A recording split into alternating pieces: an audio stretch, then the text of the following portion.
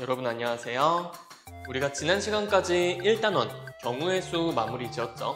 오늘부터는 2단원 확률 진도 나가도록 합시다. 그런데 여러분들 확률 하실 때요.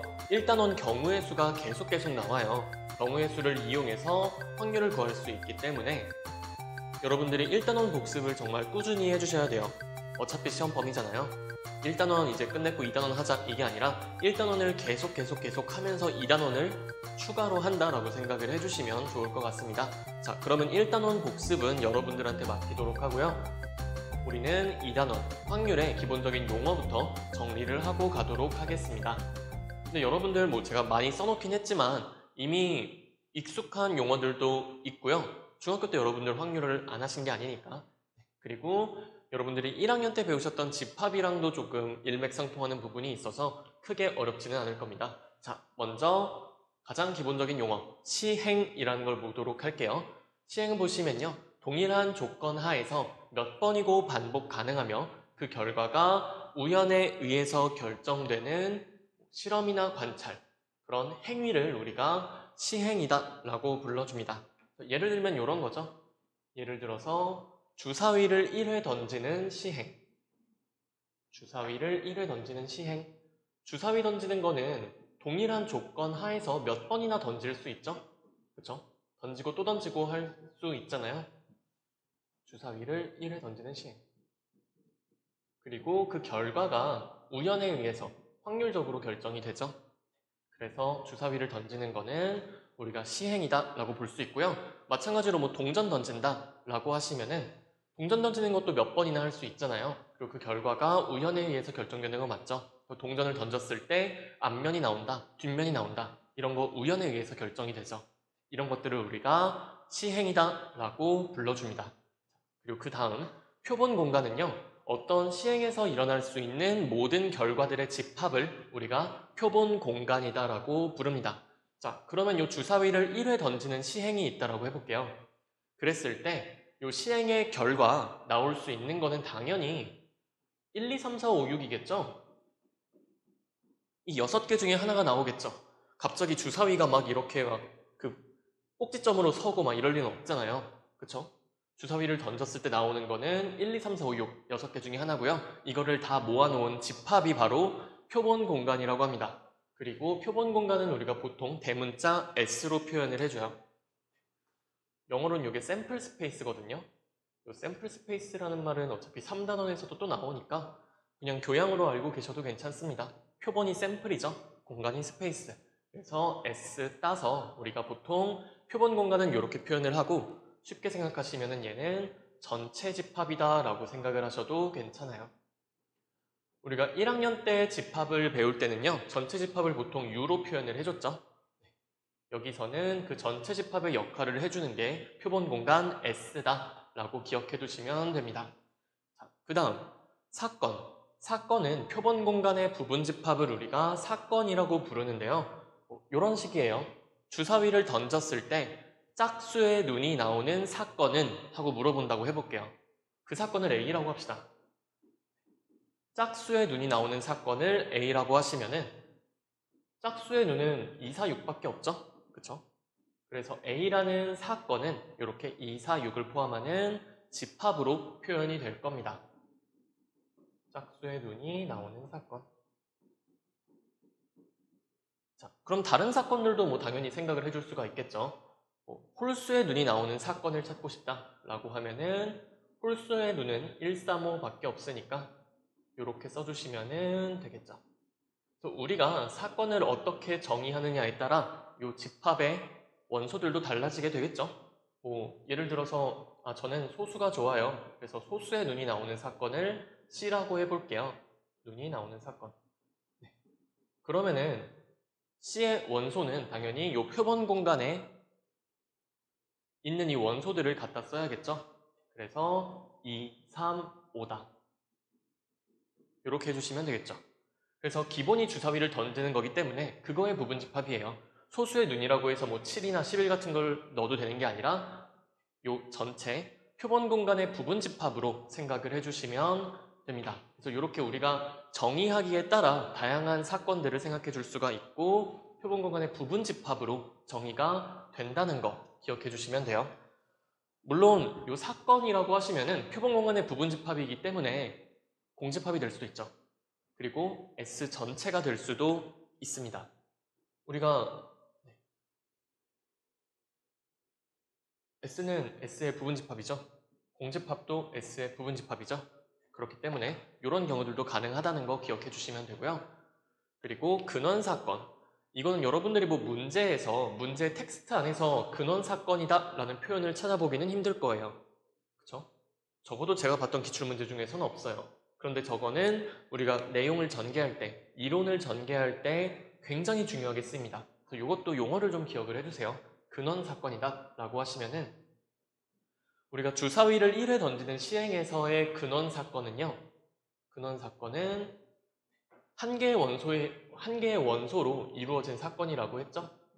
결국에 이 모든 경우들 1, 2, 3, 4, 5, 6을 써주시면은 이게 바로 근원 사건들입니다. 총 6개의 근원 사건이 존재하겠죠. 동전을 던지면은 앞 또는 뒷면이 나오니까 동전을 던졌을 때의 근원 사건은 2개가 될 거다. 이런 것들도 아실 수가 있습니다. 자, 그래서 이것도 용어를 좀 기억을 해주셨으면 좋겠습니다. 좀 이따 바로 할 거예요. 그리고 그 다음에 나오는 합사건과 곱사건은요. 요거는 교육과정상의 용어는 아니에요. 여러분들 교과서에 있는 용어는 아닌데 그냥 우리끼리만 쓰도록 합시다. 왜 그러냐면은 보세요. 사건 A 또는 사건 B가 일어나는 사건 또는 사건 A 또는 사건 B가 일어나는 사건을 우리가 합사건이라고 하는데 이걸 볼 때마다 사건 A 또는 사건 B가 일어나는 사건 이렇게 말하기가 조금 그렇잖아요. 요거는 그냥 합사건이라고 할게요. 그리고 우리가 기호로 표현을 해주시면은 A 합집합 B에 해당하게 됩니다. 마찬가지로 그 밑에 있는 곱사건은요. 사건 A와 사건 B가 동시에 일어나는 사건 둘 다 일어나는 거죠. 요걸 우리가 곱사건이라고 하고요. 둘 다 일어나는 거니까 교집합에 해당이 되겠죠. 그래서 합사건은 합집합에 해당이 되고 곱사건은 교집합에 해당이 된다. 아니 이거 왜 교사건이 아니라 곱사건인가요? 라고 하면은 요 합사건은 나중에 덧셈이 된다. 확률의 덧셈 정리에서 나오고요. 덧셈이니까 합이겠죠? 요 곱사건, 요 A 교집합 B에 대한 확률은요. 확률의 곱셈 정리에서 나옵니다. 그래서 곱사건. 이렇게 기억을 해주셔도 괜찮을 것 같아요. 물론 저 표현 몰라도 괜찮아요. 저도 최대한 안 쓰도록 할게요. 그런데 혹시라도 제 입에서 이런 말이 튀어나올 수 있으니까 미리 알려드리면은 요렇습니다. 그래서 여기서 한번 구해볼게요. 요 예에서 A 합집합 B다 라고 하시면요. A는 짝수의 눈이 나오는 사건이고 B는 홀수의 눈이 나오는 사건이기 때문에 짝수의 눈 또는 홀수의 눈이 나오는 사건은 전체, 표본 공간 전체가 되겠죠. 자, 그래서 집합으로 계산하셔도 마찬가지 1, 2, 3, 4, 5, 6 이렇게 전체가 될 거다. 어차피 주사위류는 짝수 아니면 홀수잖아요. 그래서 이렇게 쓰실 수가 있고요. 여기서 딴 걸로도 해볼까요? A 합집합 C다 라고 하시면은 A 합집합 C는 짝수의 눈 또는 소수의 눈이 나오는 거니까 2, 3, 4, 5, 6이다. 이렇게 써주시면 되겠죠? 자, 그래서 요거는 합사건은 A 또는 B가 일어나는 사건이다 라고 생각을 해주시면 됩니다. 당연히 요것도 사건이기 때문에 표본 공간의 부분 집합이 되겠죠? 그리고 이제 교집합 보시면요. A 교집합 B를 해주시면은 요거 그냥 의미로 받아들이시면은 짝수의 눈이면서 동시에 홀수의 눈이 나오는 사건인데 그런 게 있을 리가 없죠. 짝수이면서 동시에 홀수인 수는 존재하지 않죠. 요거는 공집합이 됩니다. 물론 뭐 A 교집합 C다 라고 하시면요. A 교집합 C는 짝수이면서 소수의 눈이 나오는 거니까 2가 유일하죠. 이렇게 쓰실 수가 있습니다. 요거를 집합처럼 계산도 할 수 있어야 되고 이렇게 의미로도 그냥 바로 받아들이실 수 있으셔야 돼요. 이렇게 합사건, 곱사건 우리가 한번 예를 들어봤고요. 그 다음에 나오는 요 배반사건 이거 굉장히 중요해요. 계속 나올 거예요.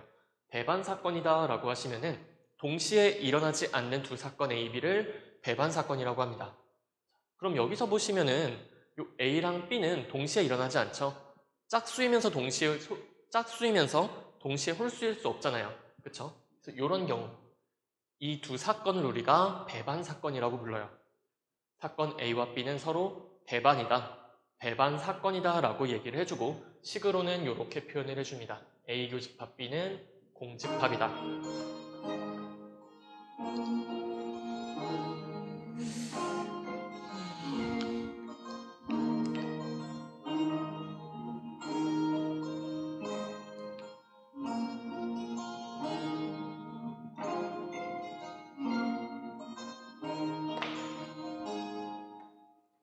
종이 절묘한 타이밍에 치네요. 그래서 두 집합이 교집합이 공집합이다 라고 하시면은 A, B는 배반 사건이구나 라고 생각을 해주시면 되고요. 그리고 여사건, 이것도 굉장히 자주 나오는 표현이죠. 여사건. 어떤 거냐면은 사건 A가 일어나지 않는 사건을 우리가 여사건이라고 불러줍니다. 그럼 A가 일어나지 않는 거니까 A의 여집합으로 표현해 주시면 되겠죠? 그죠? 여집합이라서 여사건이고요. 그러면은 여기서 뭐 A의 여사건 보시면은 A는 짝수의 눈이 나오는 사건이었으니까 짝수의 눈이 나오지 않는 사건은 바로 홀수의 눈이 나오는 사건이다 라고 생각을 하실 수가 있겠죠. 그쵸? 이런 것들이 여사건이고요. 물론 뭐 B의 여집합, B의 여사건도 A가 되겠죠. 그리고 뭐 C의 여사건이다 라고 하시면은 1, 2, 3, 4, 5, 6 중에 2, 3, 5 빼면은 1, 4, 5죠. 소수의 눈이 나오지 않는 사건, 저렇게 쓰실 수가 있을 겁니다. 그래서 이렇게 여사건도 보실 수가 있어요. 그래서 기본적으로는 뭔가 굉장히 집합의 컨셉을 따라요. 근데 집합이랑 완전히 똑같다 이런 얘기는 못하긴 하는데 여러분들이 아는 한에서 집합이랑 굉장히 유사해서 뭐 크게 어렵지는 않을 겁니다. 나중 가시면 뭐 벤 다이어그램 가지고 문제 풀기도 하고 뭐 여러분들 드모르간의 법칙 이런 거 다 기억하시죠? 그런 거 응용해서 문제 풀기도 하니까 혹시나 내가 고등학교 1학년 집합이 약하다 하시는 분들은 집합 공부를 미리 해두시는 게 좋아요. 네, 여기서 그 집합의 컨셉으로 밀고 나가는 부분들이 좀 많거든요. 그래서 이렇게 기본적인 용어들 일단 학습을 해주셨으면 좋겠습니다. 자, 그럼 이제 내용 전개하도록 할게요. 오늘은 뭔가 칠판이 이렇게 미리미리 가득 차 있죠. 네. 할 얘기가 많은데 이렇게 다 쓰고 시작해야 좀 그래도 시간을 절약할 수 있지 않을까 해서 써놨습니다. 쓸 내용도 많고요. 자, 먼저 우리가 이제 확률을 본격적으로 들어갈 거예요. 확률. 그랬을 때 우리가 확률 영어로 쓰시면은 probability죠. 그죠? probability에서 P를 따서 우리가 사건 A가 일어날 확률을 P 괄호 열고 A다. PA라고 적어줍니다. 네. 그래서 어떤 시행을 했을 때 뭐 주사위를 던지던 뭐 동전을 던지던 사건 A가 일어날 확률을 우리가 PA로 표현을 해줍니다. 뭐 사건 B가 일어날 확률은 PB 이렇게 적어주면 되겠고 표본 공간이라고 하시면 PS 이런 식으로 저 괄호 안에다가 집합기호 써주신다 생각을 해주시면 돼요. 자, 그랬을 때 우리가 확률이란 게 사실 한 가지만 있는 게 아니에요. 확률도 종류가 여러 가지가 있는데 우리가 교과서에 없는 확률들도 있어요. 그런데 일단 기본적으로 많이 쓰는 게 바로 이 수학적 확률입니다. 수학적 확률이 어떤 거냐면은 어떤 시행에서 원소가 유한계인 표본 공간 S에 대해서 각 근원 사건이 일어날 가능성이 모두 같은 정도로 기대될 때라고 있죠. 일단 넘어갈게요. 그때 PA를 사건 A가 일어날 수학적 확률이다 라고 하고 아래와 같이 계산한다고 교과서에 나와 있습니다. 보시면은 사건 A가 일어날 확률이라는 건요. 어떻게 구하냐면은 표본 공간, 그러니까 전체 집합이죠. 전체 S의 원소의 개수 분의 사건 A의 원소의 개수로 구한다라고 되어 있어요. 뭐 길게 써놓긴 했지만 NS분의 NA다. 이렇게 적어주면 되겠죠. 그래서 이게 어떤 건지 일단 예로 확인을 해보고 가도록 하겠습니다. 뭐 가장 간단한 거 주사위를 1회 던진다라고 해볼게요. 주사위를 1회 던지는 시행이 있어요. 그랬을 때 우리가 표본 공간은요 당연히 1, 2, 3, 4, 5, 6 이렇게 나오겠죠. 그랬을 때 아까 했던 거 그대로 갈게요. A라는 거를 짝수의 눈이 나오는 사건이라고 하고 B라는 거는 홀수의 눈이 나오는 사건이라고 합시다. 그랬을 때 우리가 A가 일어날 확률은 어떻게 구하냐면요. PA, A가 일어날 확률은요. 전체 표본 공간의 원소는 지금 6개가 있죠? 그쵸? 6분의 요거 그냥 이렇게 쓰고 갑시다. 표본 공간의 원소의 개수분의 집합, 요 사건 A의 원소의 개수 구해주시면 되고요. 전체가 6개고 A는 2, 4, 6, 3개죠. 6분의 3이다. 정리해주시면은 2분의 1이라는 거를 알 수가 있죠. 요거는 너무나 당연해 보이지 않나요?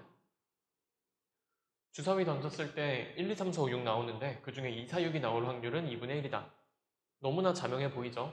당연히 B, 홀수의 눈이 나올 확률도 2분의 1이겠죠? 그쵸? 똑같이 6분의 3이 나올 거니까. 자, 그러면은 요것도 볼게요. A 합집합 B다. A 또는 B가 일어날 확률이다 라고 하시면은 요거는 전체 집합의 원소의 개수분의 A, B, A 합집합 B의 원소의 개수 이렇게 계산해 주실 수가 있다는 얘기입니다. 그쵸? 그러면은 요거는 6분의가 될 거고 A 합집합 B 해주시면은 요거 1, 2, 3, 4, 5, 6 전체 집합 같아지죠? 그래서 요거는 A 합집합 B가 결국에 S랑 같기 때문에 A 합집합 B의 원소의 개수도 6개가 되겠죠? 요거는 확률이 1이 됩니다. 그쵸? A 또는 B가 일어날 확률이 1이란 얘기는 뭐 반드시 일어난다는 얘기로 해석을 해주셔도 괜찮겠죠?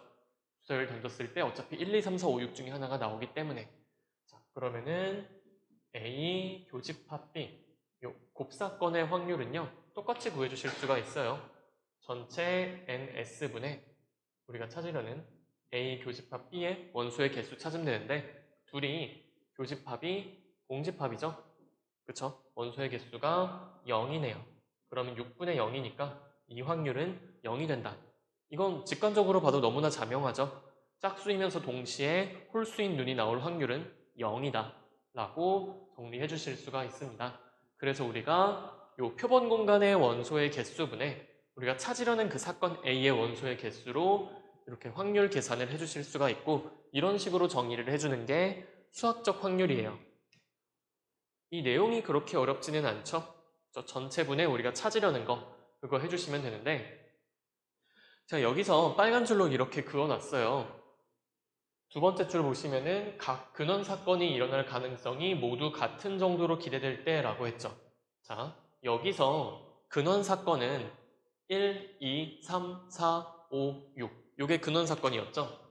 그쵸? 근원 사건이 하나하나 보는 거였잖아요.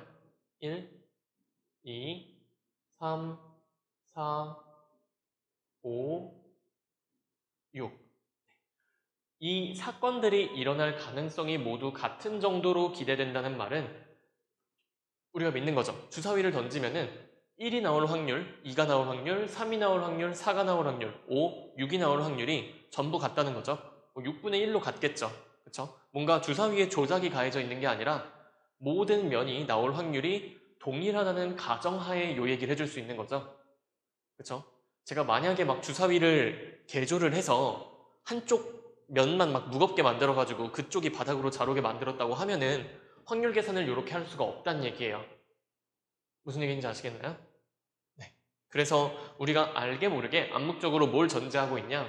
요 근원 사건이 일어날 가능성이 모두 같은 정도로 기대된다. 주사위의 모든 면이 나올 확률이 같다라는 거. 네. 요거를 전제로 해야 된다는 얘기입니다. 그랬을 때 우리가 요 PA를 수학적 확률이라고 불러줘요. 이게 별거 아닌 것 같아 보여도 굉장히 중요한 게 요런 예를 들어드릴게요. 이거 좀 지우고 갑시다. 동전을 2개를 던진다라고 해볼게요. 동전을 2개를 던져요. 동전을 그냥 하나를 2번 던지자. 동전 1개를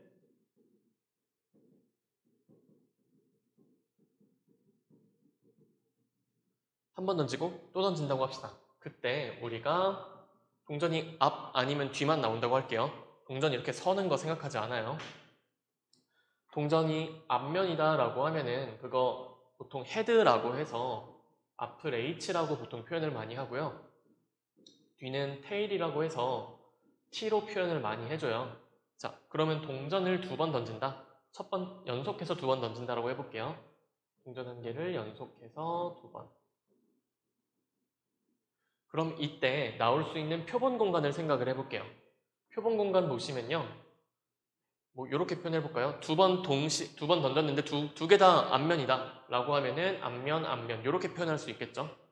자, 근데 첫 번째 앞면 나오고 두 번째 뒷면 나올 수도 있고 첫 번째 뒷면, 그 다음 앞면 그리고 둘 다 뒷면 나올 수도 있죠. 그래서 우리가 동전 한 개를 연속해서 두 번을 던졌을 때 나올 수 있는 결과는 이렇게 네 가지밖에 없겠죠? 그쵸? 앞면 아니면 뒷면이기 때문에 앞, 앞뒤, 뒤앞, 뒤뒤 요 네 가지 경우밖에 없고 이게 전체 표본 공간이 될 거예요.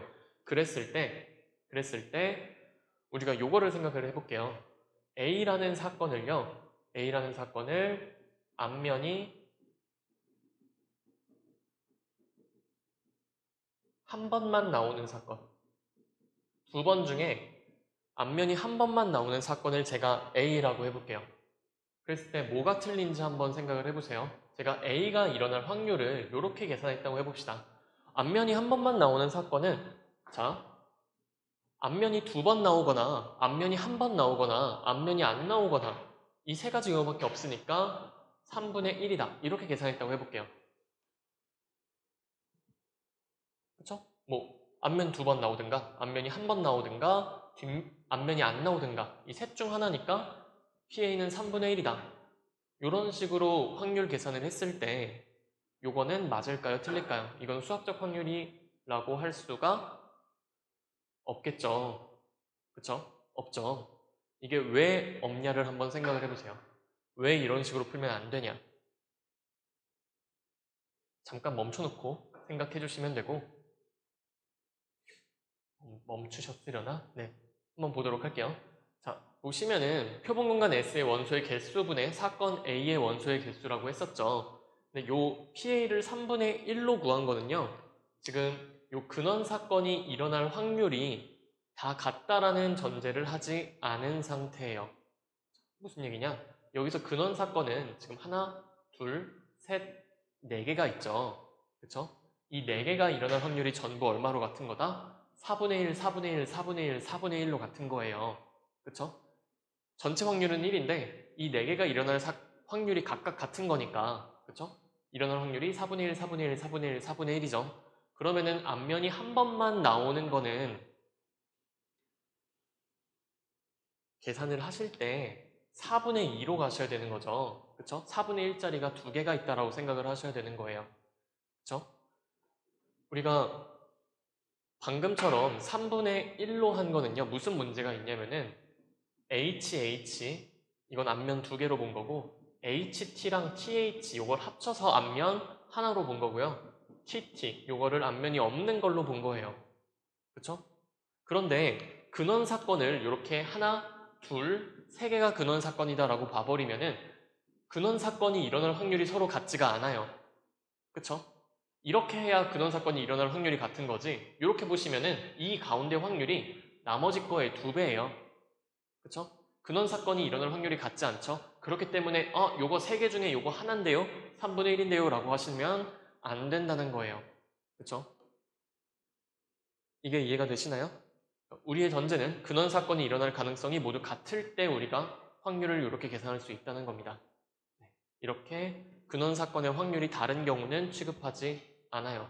자, 그러면은 요거를 옳게 고쳐주면은 앞면이 한 번만 나오는 사건이라는 거는 HT, TH, 앞뒤 또는 뒤앞 이렇게 두 가지 경우가 있죠. 따라서 A가 일어날 확률은요. NS분의 NA로 하시면은 요거는 4분의 2니까 2분의 1이다. 이렇게 보실 수 있는 거예요. 그쵸?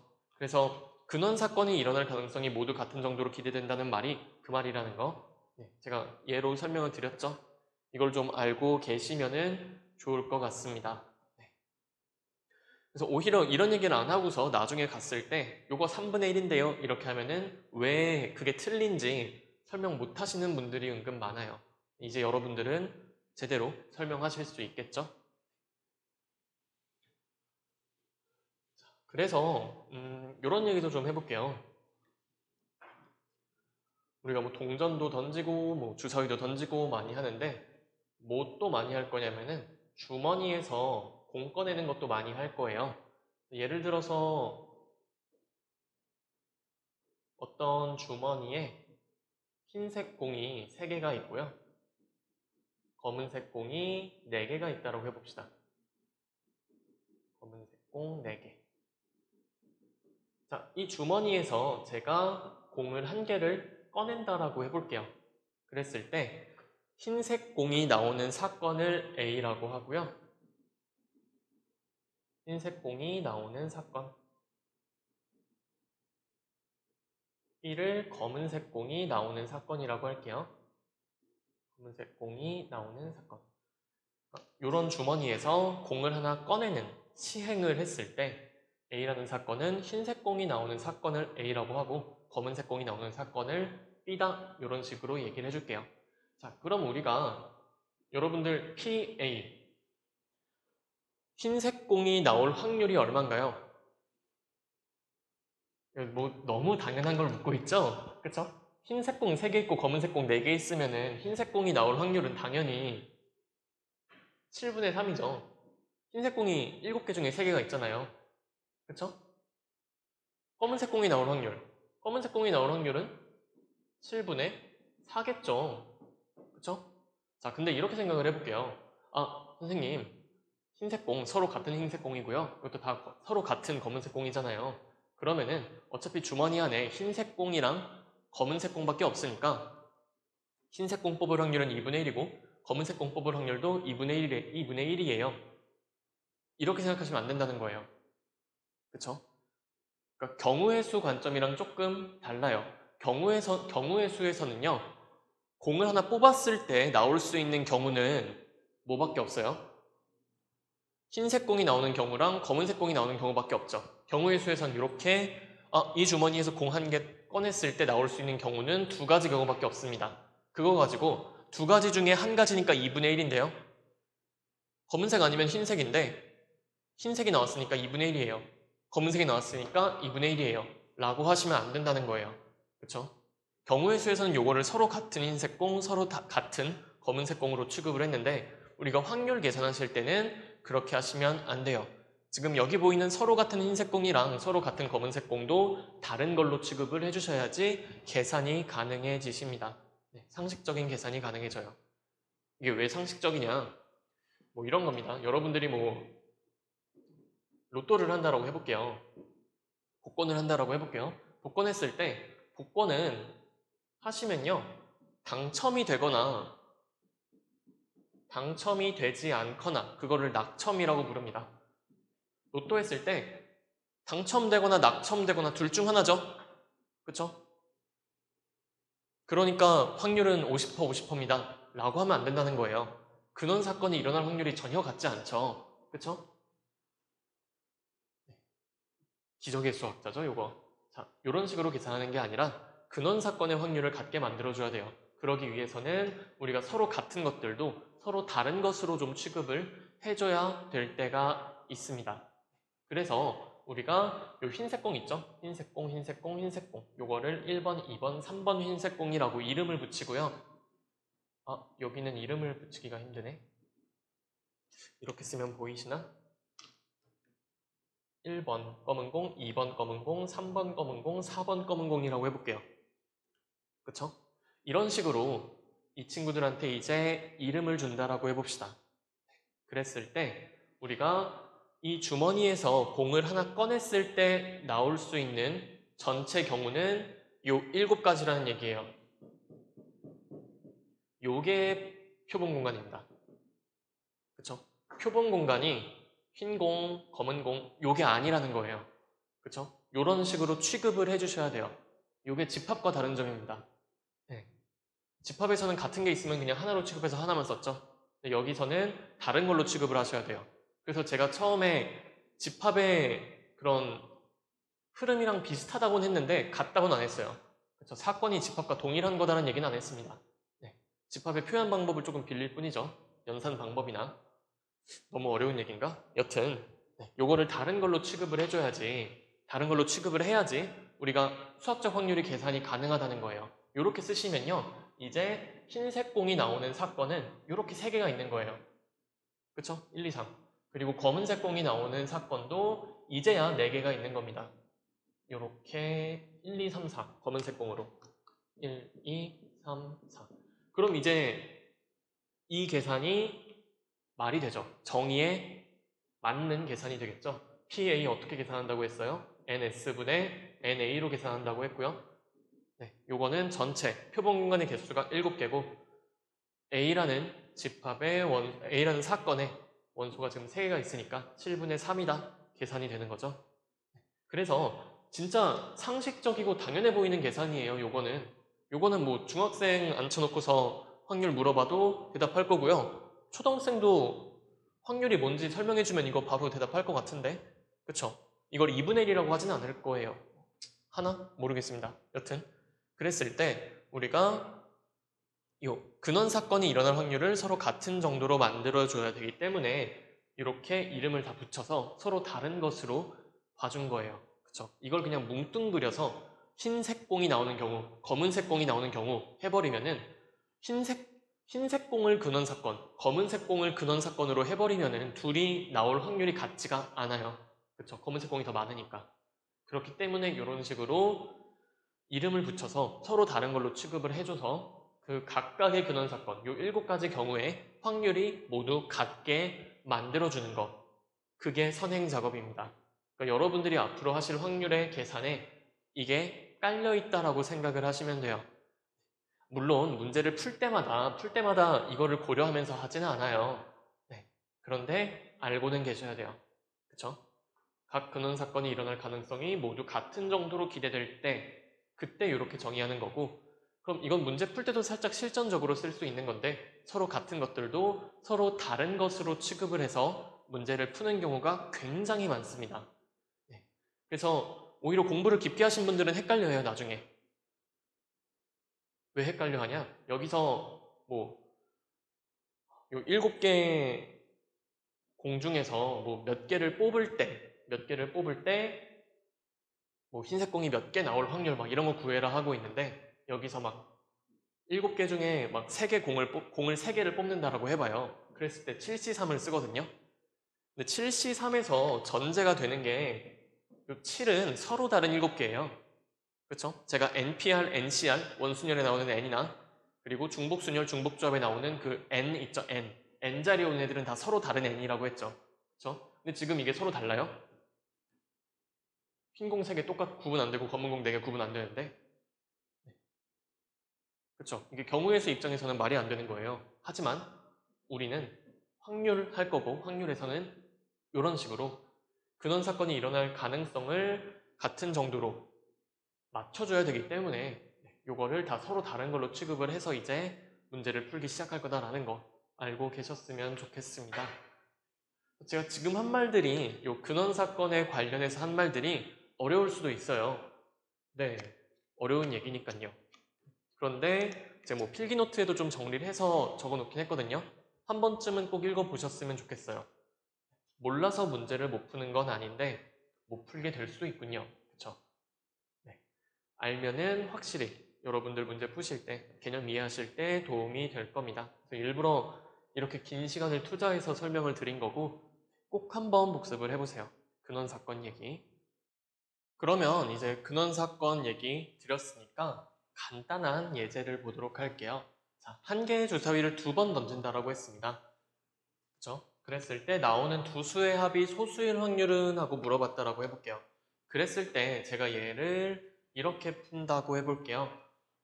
일단 전체 경우분에 나오는 두 수의 합이 소수인 경우를 찾아주면 되겠죠? 그쵸? 그래서 먼저 한 개의 주사위를 2번 던진다라고 했으니까 전체 경우는 어떻게 될 거냐? 6 곱하기 6 해서 36가지 경우가 나오겠죠? 첫 번째 던질 때도 6가지 경우 나오고 두 번째 던질 때도 6가지 경우 나오죠? 연속적으로 일어난 거고 각각에 대해서 그쵸? 앞에 1 나왔을 때 두 번째 1, 2, 3, 4, 5, 6 나올 수 있고 앞에 2 나왔을 때 뒤에도 6가지 나올 수 있죠? 따라서 6 곱하기 6 해서 36가지가 전체 경우가 될 거예요. 그쵸?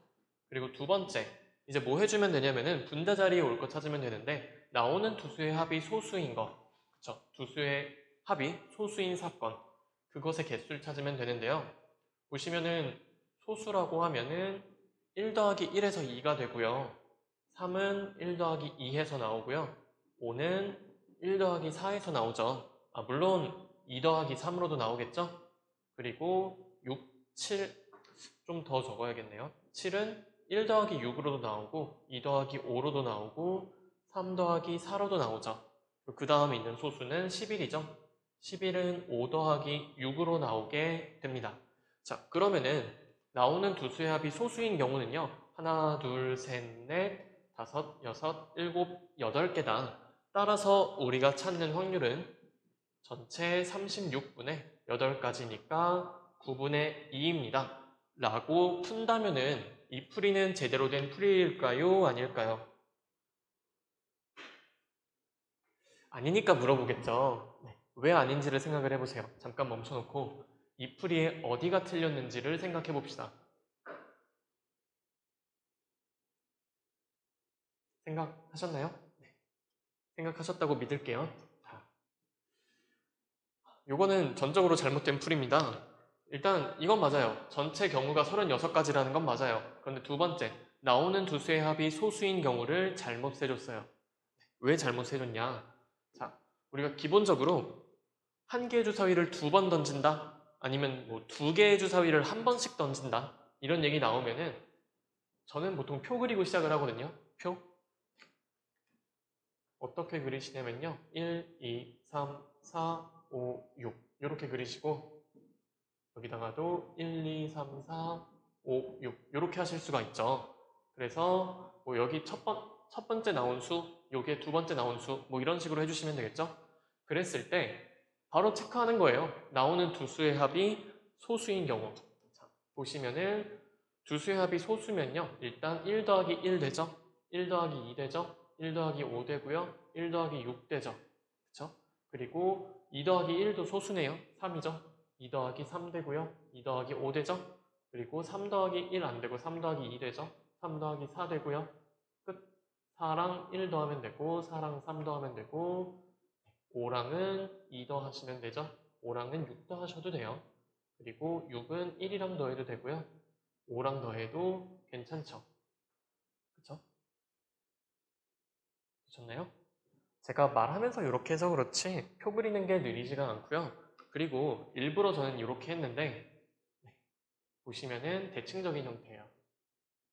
그래서 사실 이쪽만 한 다음에 약간 데칼코마니 하듯이 접어서 이쪽도 만들 수가 있겠죠. 자, 그래서 어떻게 됐든 간에 자, 보시면은 총 전체 경우의 수는 36가지라는 게 눈에 확 들어와요. 왜 그러냐? 여기도 6개 숫자 있고요. 여기도 6개 있으니까 총 6 곱하기 6해서 36가지 경우 맞겠죠. 그쵸? 여기서는 문제가 없습니다. 그런데 나오는 두 눈의 합이 소수인 거 세워주시면은 하나, 둘, 셋, 넷, 다, 여, 일곱, 여덟, 아홉, 열, 열하나, 열둘, 열셋, 열넷, 15가지죠. 그쵸? 15가지예요. 15가지. 8가지가 아니라 15가지다. 따라서 우리가 찾는 거는 36분의 15예요. 그럼 12분의 5가 되겠죠. 확률이 전혀 다르죠. 그럼 어디서 이 차이가 생겼냐? 전체를 구한 건 똑같습니다. 그런데 나오는 두 수의 합이 소수라고 했을 때 여기서는 지금 1 더하기 2 해서 1이랑 2를 순서를 부여하지 않았죠. 그렇죠? 두 번 던진다고 했으니까 첫 번째 던진 거랑 두 번째 던지는 거. 첫 번째 던져서 1 나오고 두 번째 던져서 2 나오는 거랑 첫 번째 2 나오고 뭐 두 번째 1 나오는 거랑 다른 경우죠. 구분이 되잖아요. 그렇죠? 우리가 전체 계산할 때는 첫 번째 6가지, 두 번째 6가지 해서 순서를 부여한 거죠. 그렇죠? 중복순열로 계산을 해준 거잖아요. 6 곱하기 6 해서. 그쵸? 순서가 있는 경우에요. 그런데 그러면은 요 분자도 똑같이 순서를 부여해서 계산을 했어야죠. 그쵸? 얘는 1, 2랑 2, 2를 같은 경우로 본 거고 1, 4랑 4, 1을 같은 경우로 본 거예요. 마찬가지 2, 3이랑 3, 2를 같은 경우로 봐버린 거예요. 그래서 분자 계산할 때는 순서 고려해놓고 분모 계산할 때는 순서 고려해놓고 분자 계산할 때는 순서 고려 안 하고 하면은 안 되죠. 그래서 이런 식으로 표 그리시는 거 저는 추천을 드립니다. 주사위를 던진다라고 했을 때는. 그래서 이런 거 생각을 해주실 수가 있고요. 그러면 아까 그 경우로 돌아가서 지금 이 풀이의 잘못된 점을 생각을 해보시면은 요겁니다.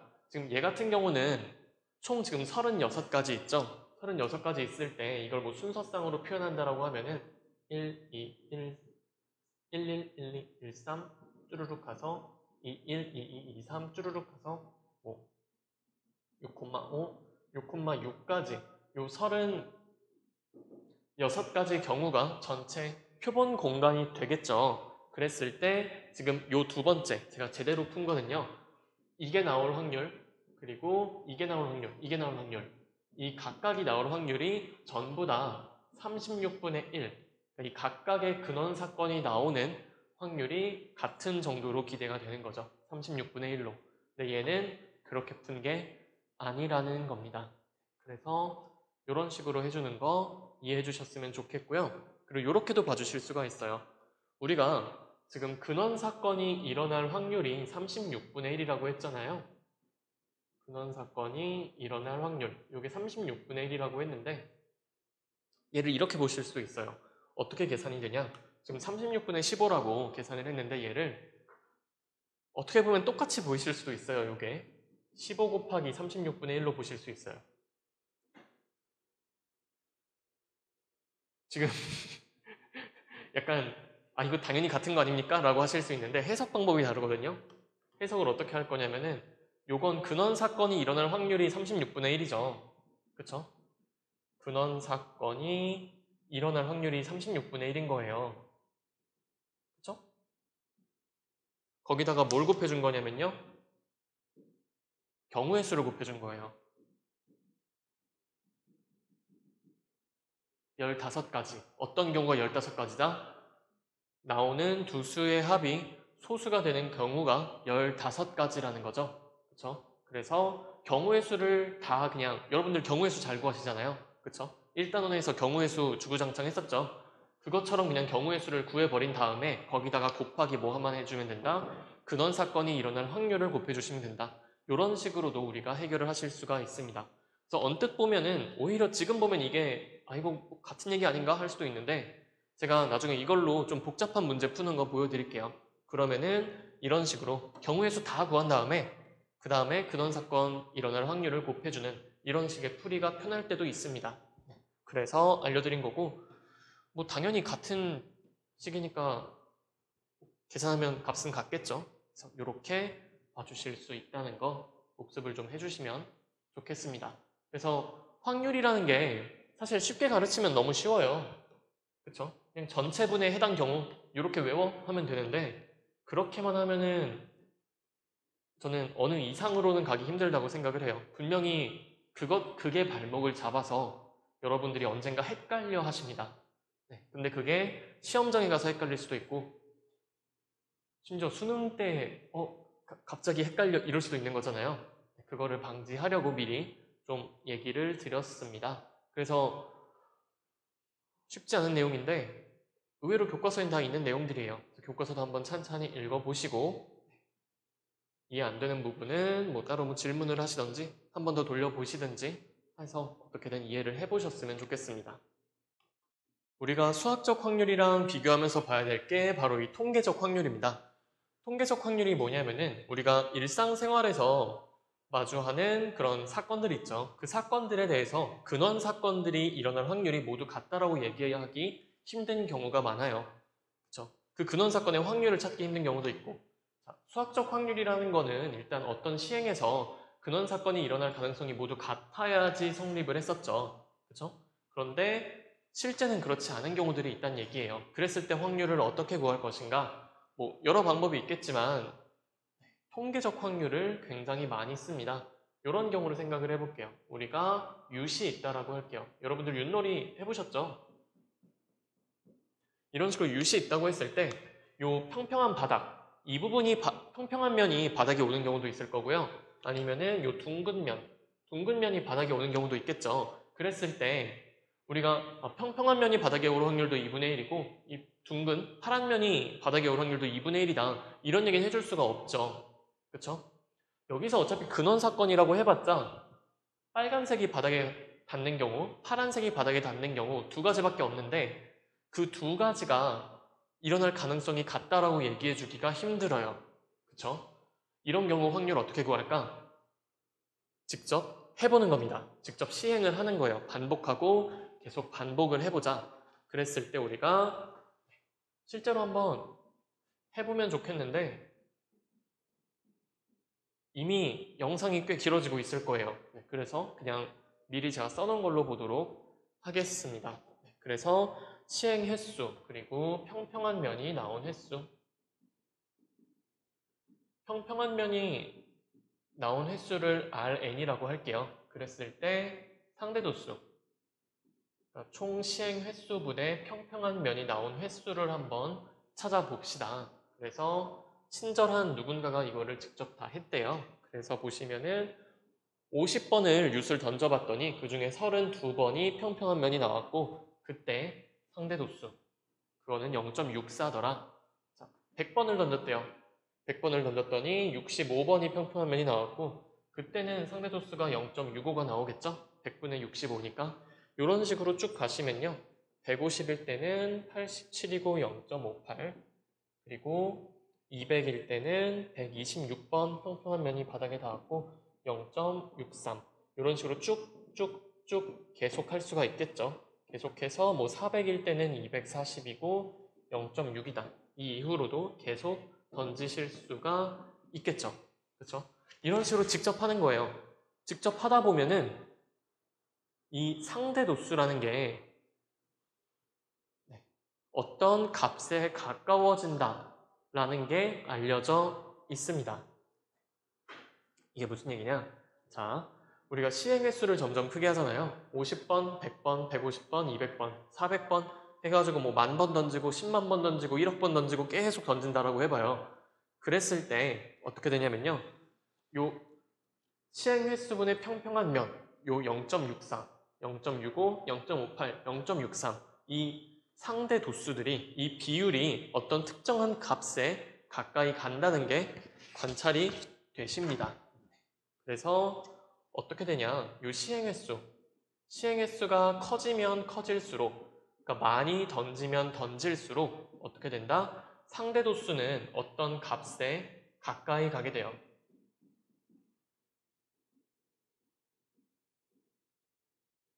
어떤 값에 점점 가까이 가게 됩니다. 그래서 뭐 그림으로 보시면 이런 느낌이에요. 그림으로 보시면은 시행횟수가 50번일 때, 그리고 뭐 100번일 때, 150번일 때, 200번일 때 이런 식으로 한다고 했을 때 처음에는 뭐 0.64 찍힐 거고 여긴 0.65 찍히고 여긴 0.58 찍히고 여긴 0.63 찍히고 쭉 가다 보면은 0.6 찍히고 이런 식으로 왔다 갔다 하는데 결국엔 이게 어떤 값에 이렇게 한없이 가까이 간다라는 게 알려져 있어요. 이걸 여러분들이 증명을 하진 않을 거고 이렇게 되니까 그냥 시행을 많이 했을 때 상대 도수 요거를 우리가 확률처럼 쓰자라는 얘기를 할 수가 있어요. 그걸 우리가 통계적 확률이라고 부릅니다.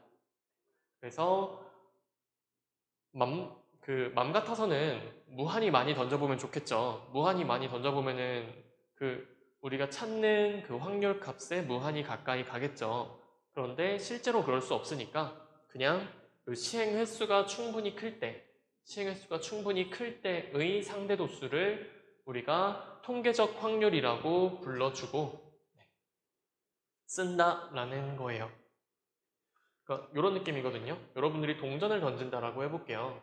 동전을 던질 때, 던졌을 때 앞면이 나오는 경우를 살펴본다라고 합시다. 그러면은 동전을 뭐 한 번 던지고 두 번 던지고 세 번 던지고 뭐 10번 던질 때 운이 좋으면요 10번 던질 때까지 앞면만 10번 나올 수도 있어요. 그렇죠? 그런데 뭐 1억 번 던지고 10억 번 던지고 100억 번 던지는데 앞면이 100억 번 나올까요? 네. 그럴 일은 없다라고 보셔도 됩니다.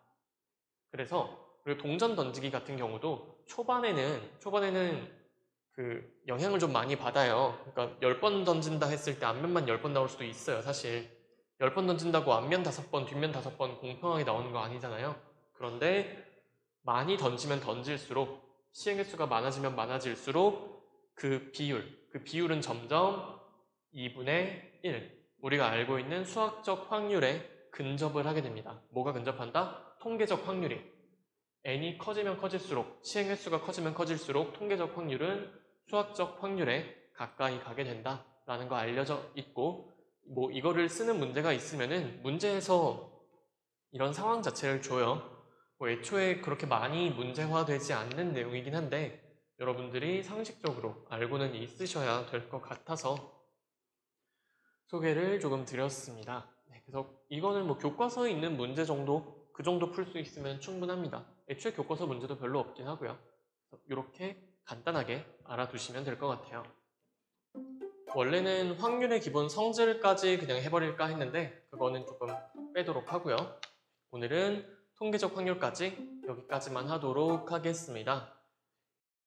원래는 확률의 기본 성질까지 그냥 다 해버릴까 했는데 뭐 다음 시간에 하도록 하죠. 다음 시간에는 확률의 기본 성질과 확률의 덧셈 정리, 뭐 여사건의 확률 이런 것들을 다뤄보도록 하겠습니다. 그럼 오늘도 긴 시간 정말 길었죠. 수고 많으셨고요. 오늘 했던 얘기 중요한 내용들 많이 섞여 있으니까 꼭 복습해 주셨으면 좋겠습니다. 그러면은 다음 시간에 뵙도록 하겠습니다.